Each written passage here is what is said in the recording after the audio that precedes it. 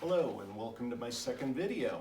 Today we're going to be doing a ink transfer to a already painted surface.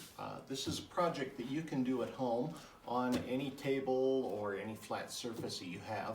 I'm doing a large one here. If it's your first time, you may want to start on a smaller image and practice on that. But it's all the same steps, so let's get started. Now the first thing I've done is I've taped off the area where this is going to go on the table, and I roughed up the surface with a little bit of Scotch-Brite to give the clear coat something to stick to. So what I did then, since I knew I was doing a Ouija board, I printed one off. Actually, I took it to Kinko's. I found the image on Google Images, took it over there, had them do a print of it reversed. So it would be like this. That way when I stick it down this way, it's going to be read right. So what I've done is I've kind of skeletonized the lettering. That way it removes some of the paper that I've got on here, so it makes it a little easier to get it all off later. So what I'm going to do is just tape these into the corners like this. That way they're kind of hinged. Hard to move around on the table, they're a little tacky. Now this is an Inkjet image. It works a little better if you can get a laser, but usually on a big piece like this, they use the plotter and that runs off of ink. So we'll tape these areas down.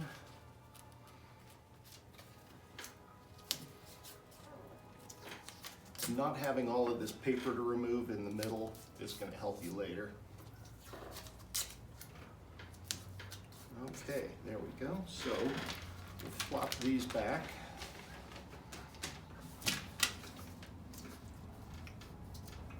And next we will coat the table with clear poly. I'm using Varathane Ultimate Polyurethane Water Base in gloss.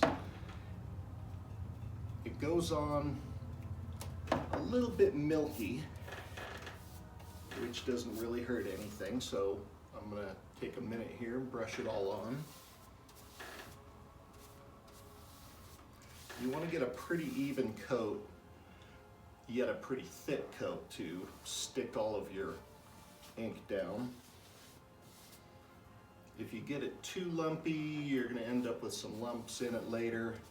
If you get it too thin, the ink isn't going to stick and it's all going to come off later. Trust me, I've made enough mistakes doing this to realize it. Okay, so here we have a coat on. It's a little warm today, so I'm having to work kind of fast so this doesn't dry out. You do have a little bit of open working time with this.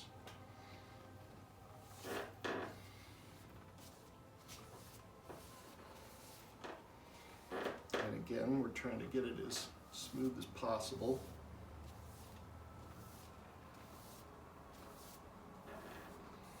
Okay, let's get that dry. Now, flip these over. There we go. That made a good contact with it. So we'll just smooth out that image. We'll go back over this after we get it all stuck down and make sure all the bubbles and things are out. This one's a little bigger, so it's going to go down a little harder.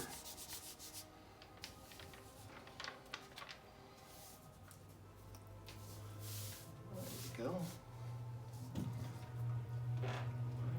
And I noticed I got a little bit of a buckle right here, so I'm going to tear that so I can get that down.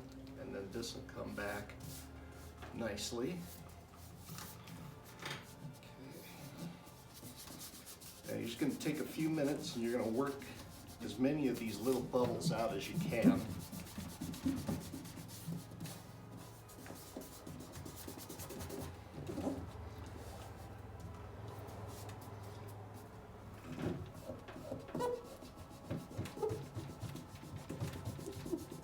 have found out if you use one of the foam brushes, it does work a little better, but I didn't have one today and I didn't feel like driving to the hardware store to pick one up. So we get what we get.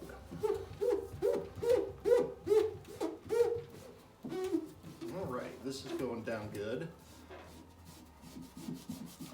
So once I get this all worked in, we're going to let it sit for about an hour and a half, and then we'll go back over it and remove all the paper. Okay, here is our image. I've got it all attached down.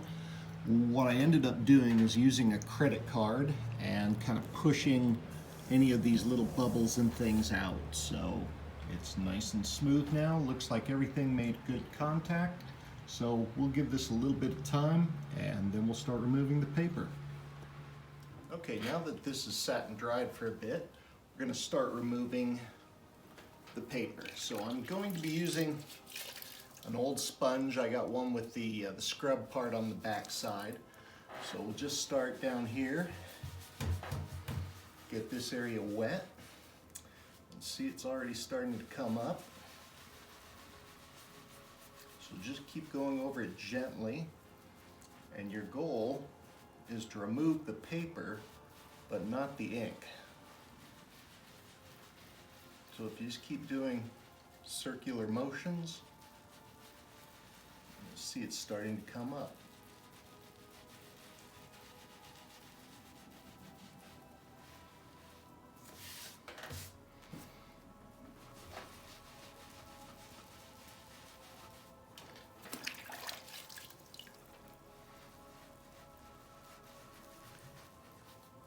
And when you get to these areas around the edges here too, to remove the paper, you can use a toothbrush on that. But be careful with the toothbrush. It seems to be a little more abrasive than using a sponge. So, all right, we'll keep going on that.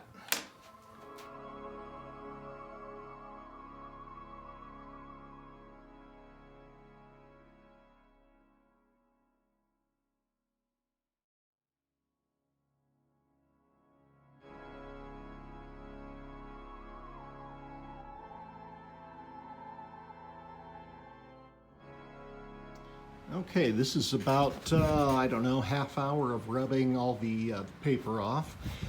If you keep wetting it and going over it again and again, you'll get to where you want. I kind of wanted this to look like it was all antiqued, so it looked like a more vintage look. So what we're going to do next is coat the whole thing with the clear, and that'll seal the whole thing up. Okay, I'm going to be spraying the poly on to get a nice clear, even coat.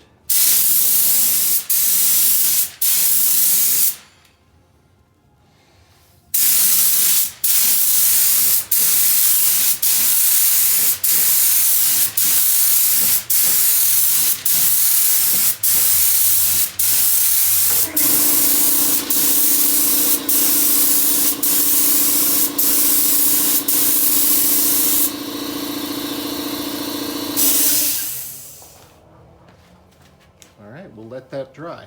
Here's a couple more examples of what the photo transfer can do. This one was actually off of a laser printer, so you can see that does hold a little bit more detail than the Inkjet does, but it's the same process for both. And here is the finished table after the clear poly and a nice coat of wax. I hope you enjoyed watching the video. If you did, please like and subscribe to my page and keep an eye out for more videos coming in the future.